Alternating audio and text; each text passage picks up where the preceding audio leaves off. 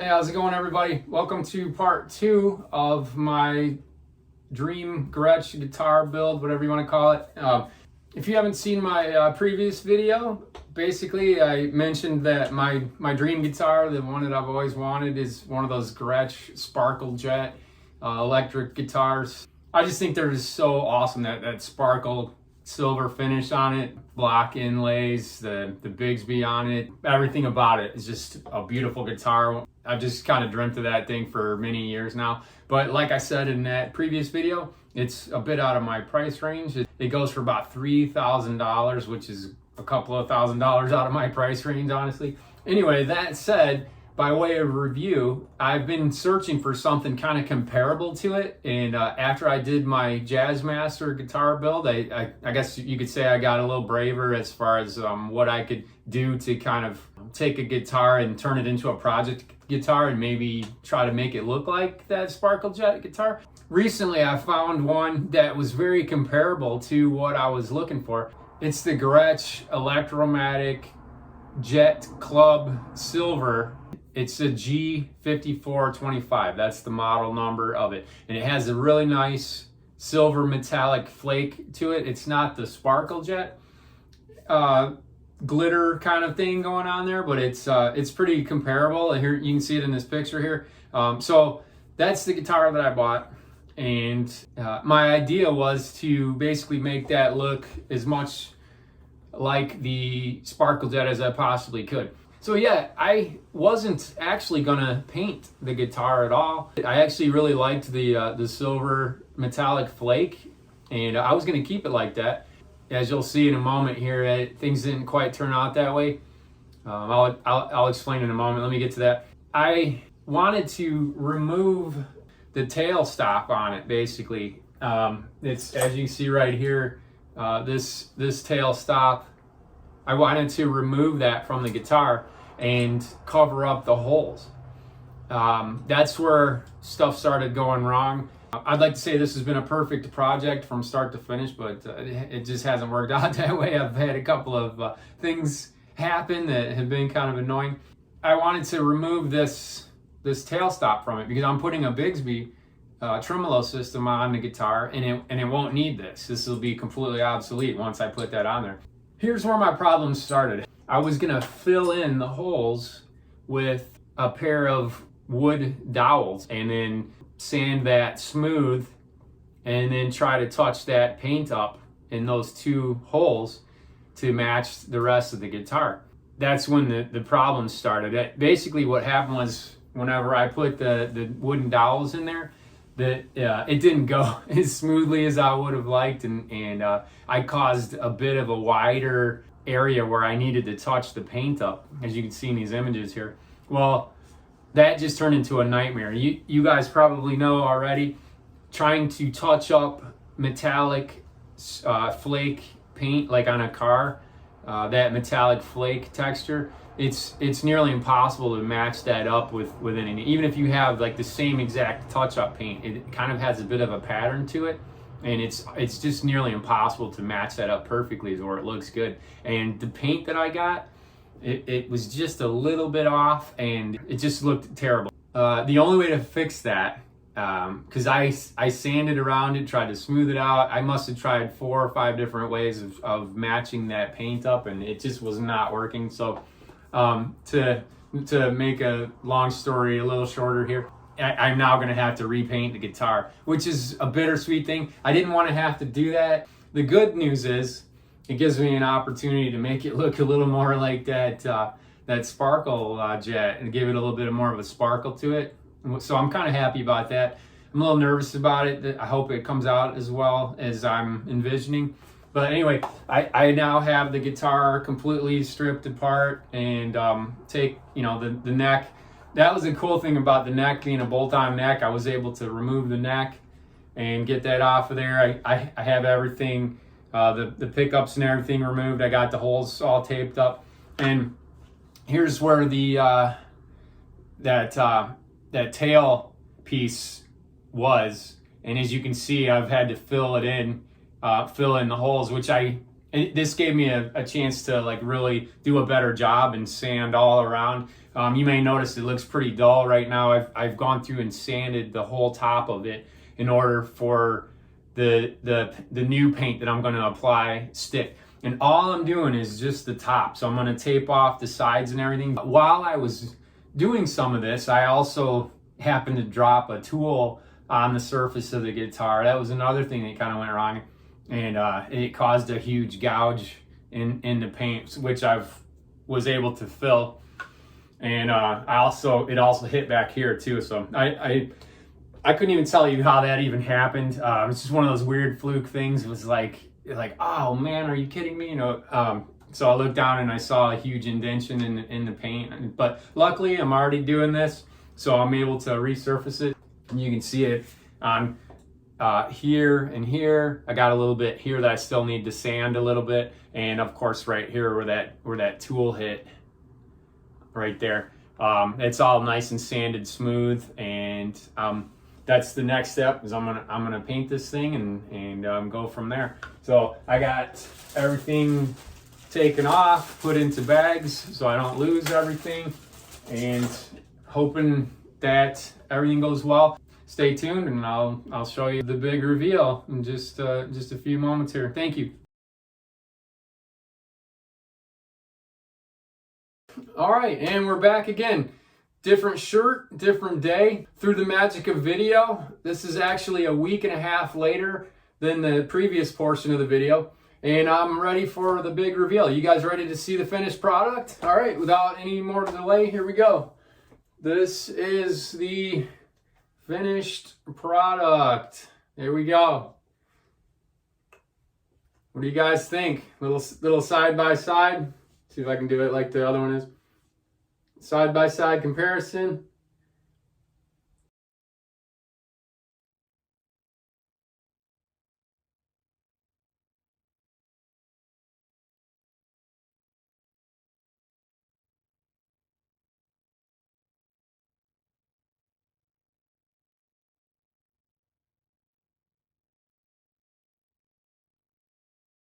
This is my version of the Gretsch Sparkle Jet. Pretty happy with how it came out. I want to talk to you guys now about all the pieces and parts that I put on it, and the modifications that I did to those pieces and parts. But let me just say, I'm super happy with how this thing came out. I could not be happier. I'm very excited to have this guitar. All right, let's talk about all that went into the making of this thing. All right. We started off with the Electromatic G5425 Jet Club Silver. And you may notice right out of the gate, I did have to repaint it. Let me get into that in just a second. Again, by way of review, I removed the hardtail from the guitar from back here because I no longer need it with the Bigsby. That's what's holding the strings in place. So no longer needed the tail. And I had to plug in those two holes, which I'm happy to say you cannot hardly see them anymore. But it was not an easy task, as you remember from the first part of the video. That takes me to the next portion. I did have to repaint the entire top. And forgive me, I didn't capture any video of me actually applying the paint and all that sort of thing. I figured I would just kind of talk through it and tell you what I did and show some images here. So by way of review, after it was all sanded and nice and smooth and filling in those holes and the dings and all that, I hit it with a couple of coats of primer. It was all white primer, and then I hit it with Duplicolor Chrysler Bright Silver, and then I added my sparkle and then added my clear coat over top of that. So again, I was just painting the top. And let me tell you, that little bit was kind of fraught with peril too. I had a major screw up on it. I actually had to paint this thing twice. I had to go through those steps that I just mentioned twice. And it's funny that I just said it twice too. And I'll tell you why. I got all the way through to the clear coat, and I was letting the clear coat dry, and I noticed that, for one, I didn't get adequate enough coverage to cover up the spots where these holes were for the tail, and that bugged me. You could see it in just the right angle, And a second thing that happened to me was just as I was spraying like the last couple of coats of the clear, I was a little bit in a rush and I was doing it at night. So basically I had the garage door open for proper ventilation. A couple of bugs got into the garage. You can see where I'm going with this. I had an insect land right in the finish and got itself really glued in there. I tried everything. I broke out the air hose and tried to blow it out of there without touching it. And let me just say, learn from my mistake. If you make a screw up in painting like that, if something happens while you're painting, just stop what you're doing and don't mess with it until it dries thoroughly. And then you could probably sand it out or maybe do a fix then. You have a lot better chance of doing a fix if you just kind of walk away from it for a minute. I did not do that. I tried to fix it immediately. I ran inside, grabbed a pair of tweezers, and I pulled that bug out, and in doing so, I went all the way down to the paint level, and I caused a little bit of an indentation, which I tried to fill in with some touch-up paint, and again, it just looked terrible. And with being able to see the bleed through of the two holes where the tail was, I was just like, you know what, I'm gonna do it all over again. So I back to square one, sanded it all down, and then I went through all those steps again, and thankfully this second time around it came out awesome. Very, very happy with it. I did change up what I used for the glitter this time around. I because I used the triple thick glaze from Rust-Oleum for the clear coat, I also used their glitter effect too. Now mind you, if you buy this in the store, there is no paint in this whatsoever. There is no paint in it. It literally is just a clear accelerant and the glitter.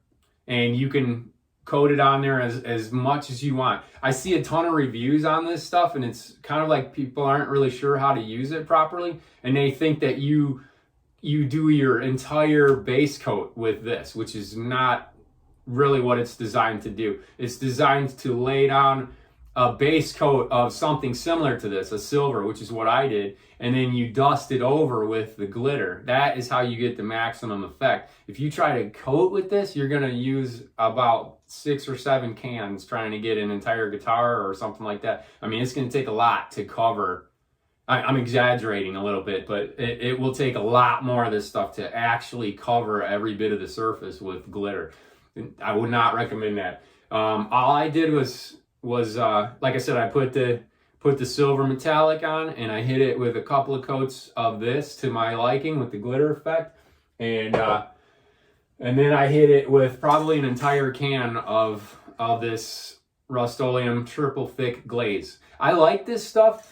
Covers really well. It lays down a really thick foundation. It dries fairly quickly. The only thing is curing time. I mean, it dries really well to the touch, and you can sand it after about 24 hours. I gave it 3 days, 3 solid days, and sanded it down. That's my one beef with it, is for curing time, that time in which it no longer is affected by something resting on it, or I mean, it's smooth to the touch. It's just if you lay something on there for a prolonged period of time, it could have a reaction with the clear coat. So you have to be pretty careful with it. And for that reason, I actually allowed there to be a little bit more orange peel than I would normally on here, because again, learning from what I do with my Jazzmaster with that, I'm kind of impatient. Some guys will paint a guitar and they will let it sit for like a month until it cures, and that's the right way to do it. But I am very impatient. I can't wait to get on the guitar and play it, and so I let it dry like a week tops, and then I'm doing the sanding, and then the buffing, and then the polish. That's usually what I do. And this one, that's exactly how I went about it. But I purposely left a little bit of the orange peel, so that if that does happen and there is a little bit of some things that kind of react to the finish and I kind of need to sand that down as a whole, I can go back and do that if I need to. and it won't ruin the entire finish. But also, reason number two, I left a little bit of orange peel is because I like the way it looked with the glitter. I feel like the way the light hits it, it kind of accentuates the glitter aspect of it. I don't know if you can see it here, but I'm showing a video right now. You can see how it reacts to the light a little bit. If you look hard, you can see the orange peel I left, but I really like that kind of glittery effect that it has with the light with the orange peel. So again, left it for that reason too. Again, I might go back later on and give it a little bit better polish and knock that off. But as of right now, I'm super happy with it. I'm just being very careful not to rest my arm on there too long or that kind of thing. So I want to give it ample time to really cure on there. All right, so enough about the paint. You also notice these fret markers. It now has the black inlays.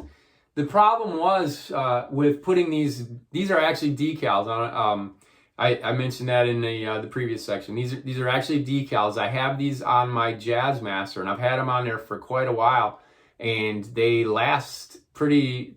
They still are in very, very good shape, and I play that guitar all the time, and so I'm happy with these. The problem was this one already had those half moon fret inlays, and I had to kind of work around that, and I was trying to think about a design that could work with that. So basically what I did was I added a little notch to where it kind of looked like it was intentional, and I'm pretty happy with the result. I gave some thought to painting over those. I gave some thought to, some other kind of brownish like decal that would cover up those, but ultimately I decided to leave them in there and add the sticker in such a way that it looked intentional, it looked natural, and that's what I came up with. So I'm pretty happy with that. It's not quite that that notched out block inlay that the actual guitar has that I was going after, but I actually like this. It's my own sort of workaround and style, and I'm pretty happy with them. The only thing I don't like about these inlays is I wish they were a little whiter. They have kind of a grayish tint to them, and they're a little bit muted if you're going for that mother of pearl look. And so that for that reason they don't quite match. So I may keep looking for something that would match a little bit better. And down the road, whenever I up my skill level a little bit, maybe I'll Dremel out these slots and actually put some real inlays in there.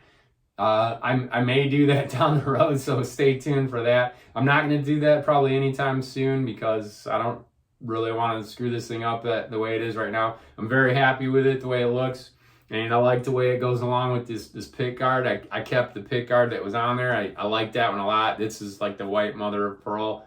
So again, that's my only beef with them. I wish they matched the white of the pick guard and the original inlays. They're just a slight little bit off, but on a good note, it does match the paint pretty well, so it doesn't look too off. It does look intentional and believable, so I'm happy with that.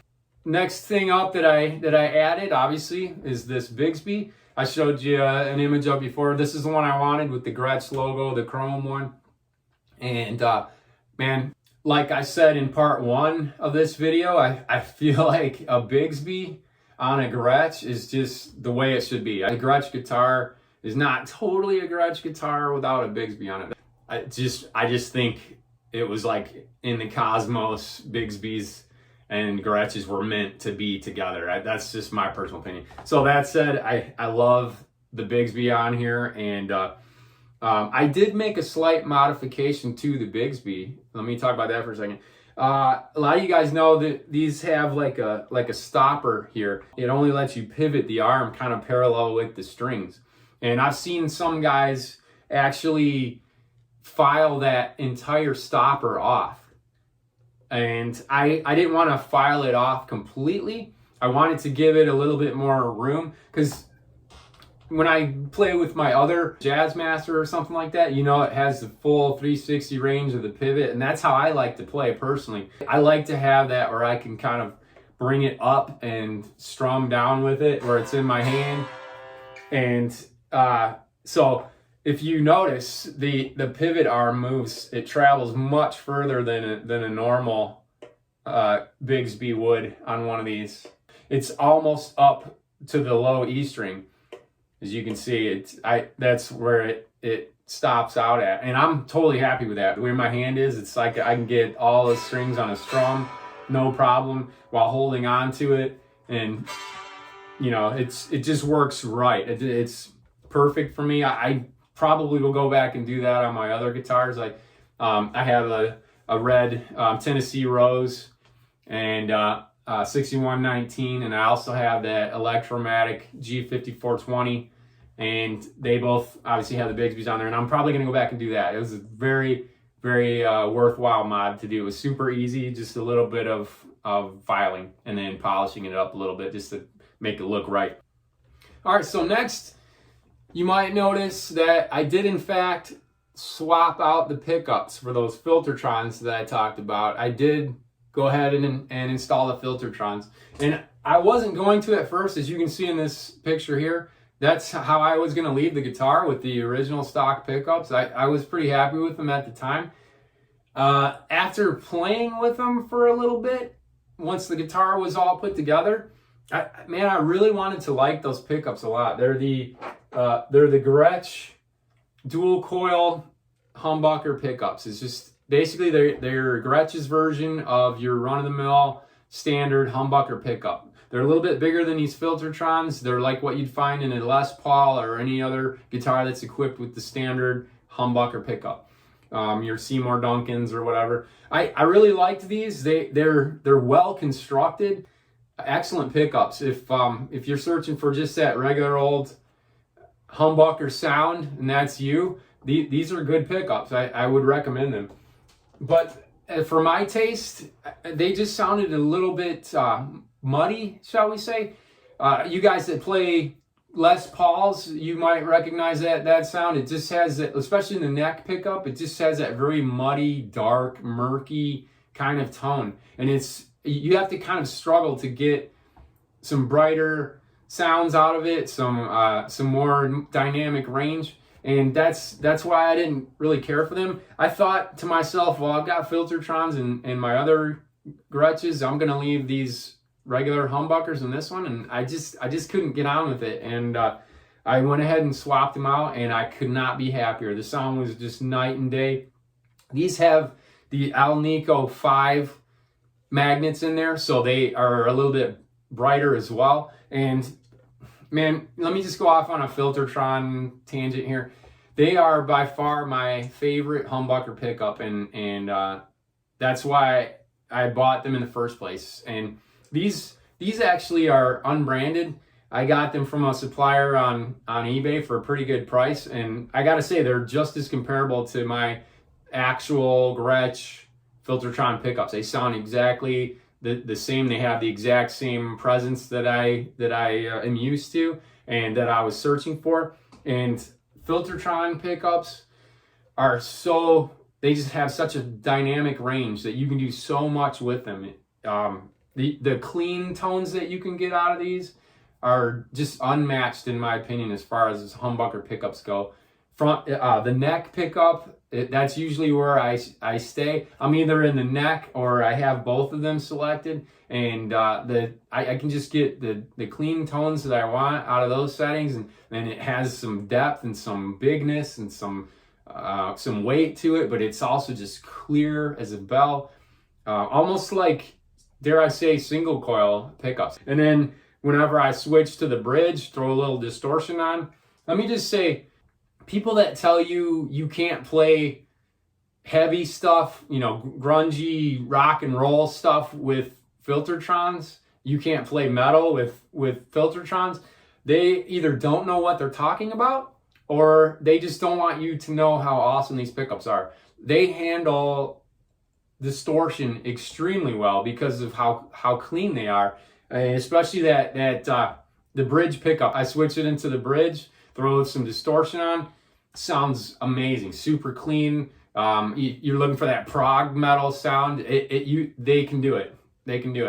As long as you have the right amp settings and the right pedals, you can push it. They accept distortion, overdrive very, very well.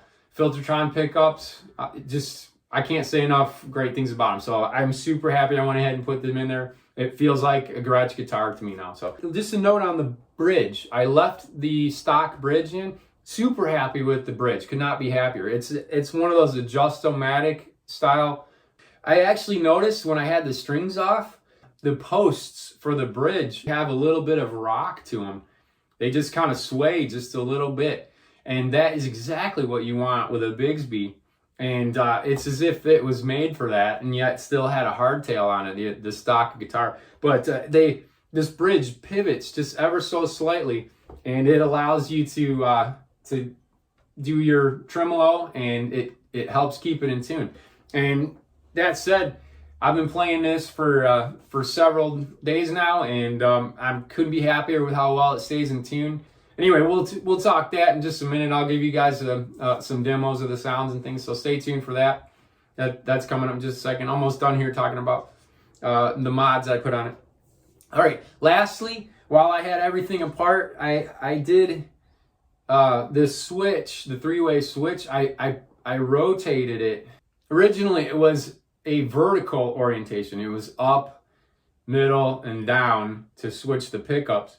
And I pivoted it just ever so slightly to a horizontal orientation. So now it matches the orientation of the pickups. When I push it forward, it's the neck pickup. When I have it in the middle, it's both pickups. When I have it all the way back, it's the bridge pickup. It's just how I kind of like to have the orientation. I don't have to think about it. It's just it makes more sense to me. I can do it a little easier on the fly while I'm playing rather than an up and down motion. The exact same orientation that the pickups are in. So, and the final thing I did too is, of course, put on my favorite Diodario strings. These are 11 through 49s, the EXL 115 3Ds. These are the strings I use on every guitar that I own, except for the acoustic, obviously. But all the electric guitars that I own, these are the strings that I put on, and I've just been using these for a long time. So the heavier gauge string, helps the Bigsby stay in tune a little bit better. The neck already had a little bit of an angle to it. So if you know anything about arch top guitars or hollow bodied electrics or Jazz Masters or Jaguars and that sort of thing, these kind of guitars, they need a little bit of a neck pitch, and you want to, for the tension on the bridge, and it just helps everything stay in tune a little bit better and keeps the strings from popping out of the string slots and all that kind of thing. So it already had a pre-angled neck pocket. So that was really cool. I didn't have to mess with anything there. And that's it. This is how this guitar is probably going to stay for a really long time. And really, really happy with how it came out. Couple of little hiccups on the way, but as they say, all's well that ends well. I basically have a pretty good approximation of that dream guitar that I've always wanted, and for a fraction of the cost. All right, so that about covers all the mods that I put on this thing to get it to where it is right here. And if you'll stick around for just a few more minutes here, I'm gonna give you guys a run through of how it sounds. Appreciate you watching this far. All right.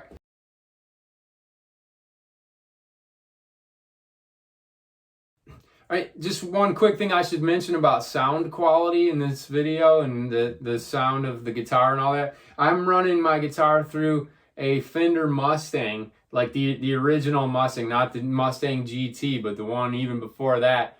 And it's pretty old, but I still love it. Solid state amp with a bunch of modifying effects and things like that.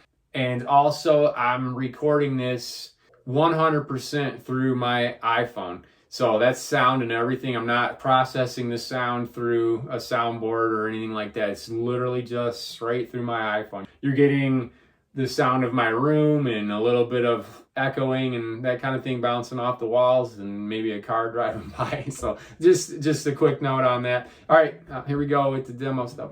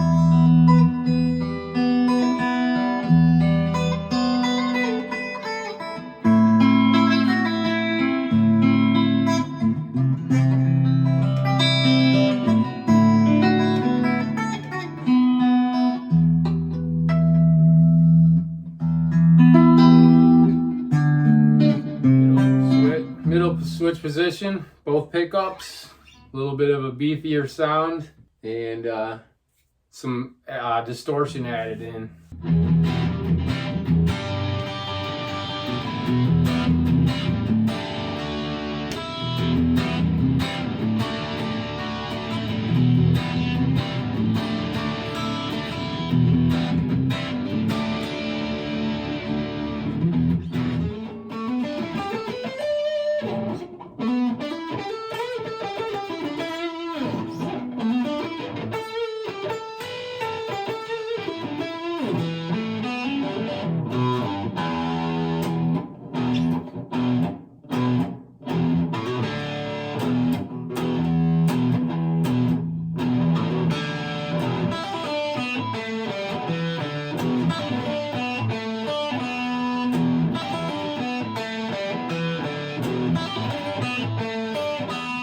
So I'm just going through a bunch of different settings on my amp, and you can see how well these pickups just adjust to it and play really well. The echo stuff, the fuzz, whatever you throw at them, they take it.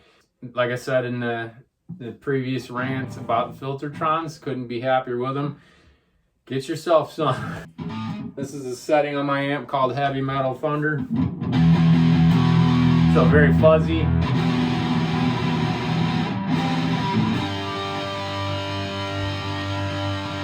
Sustain for days.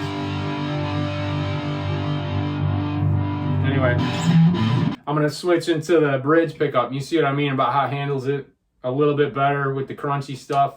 Just kind of brings out the highs a little bit more articulation. All right, here we go. Just a little bit of chugging and some power chords. So just kind of free flow. Here we go.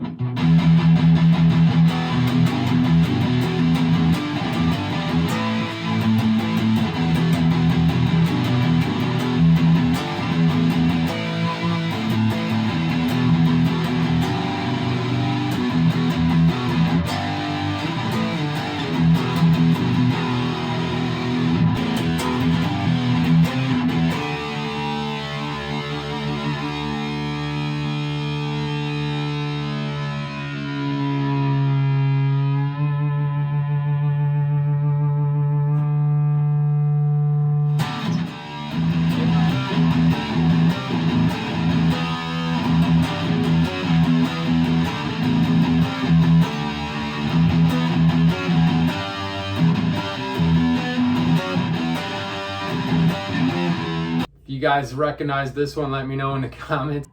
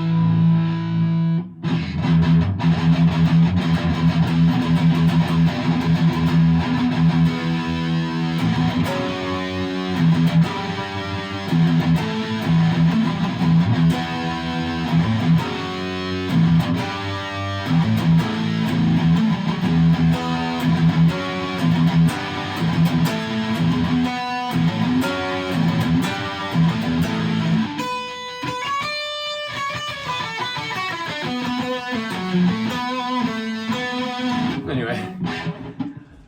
Whew.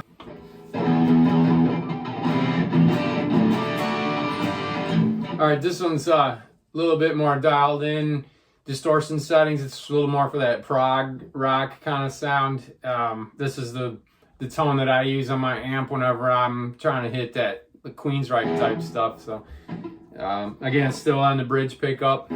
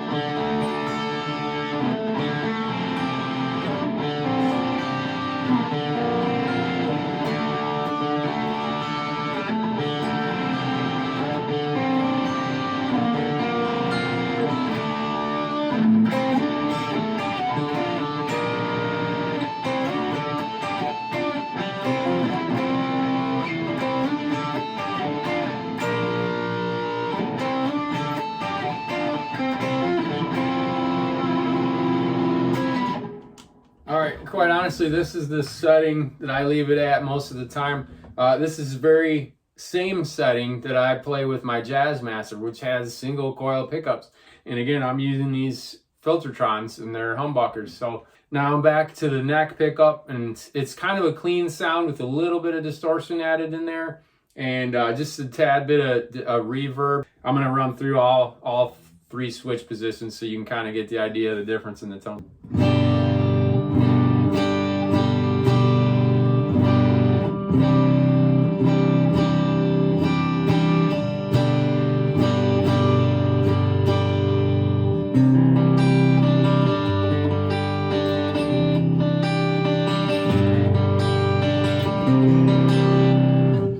Middle position, now on both pickups.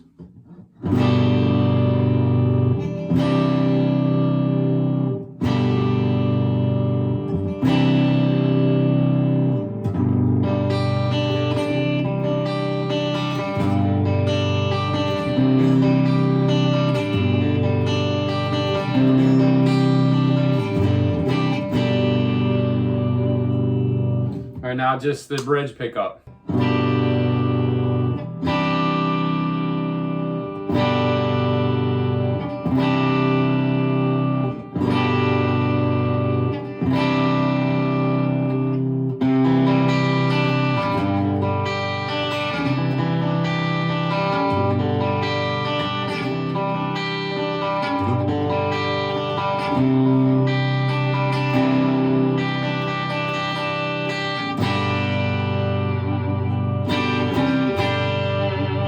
Anyway, you get the idea, the difference in the sounds. Thanks for listening this far, and I hope to make some more videos with this one where I'm going to be playing it, and I'm just having a blast bonding with this thing. Very, very happy with this guitar, and super glad I went ahead and repainted it and went ahead and changed those pickups. Thanks for watching this far. I know this one's been kind of a long one. Appreciate it, and it was fun making it. Watch for the next ones, and like and subscribe and all that sort of thing that you're supposed to do with YouTube channels. And thanks. Have a good one, everybody.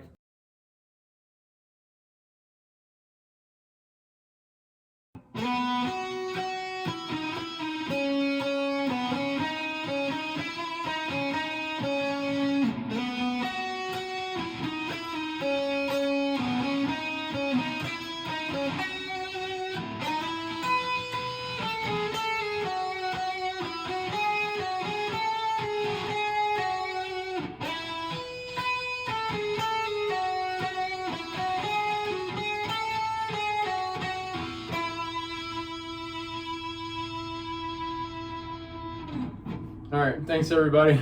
That's it.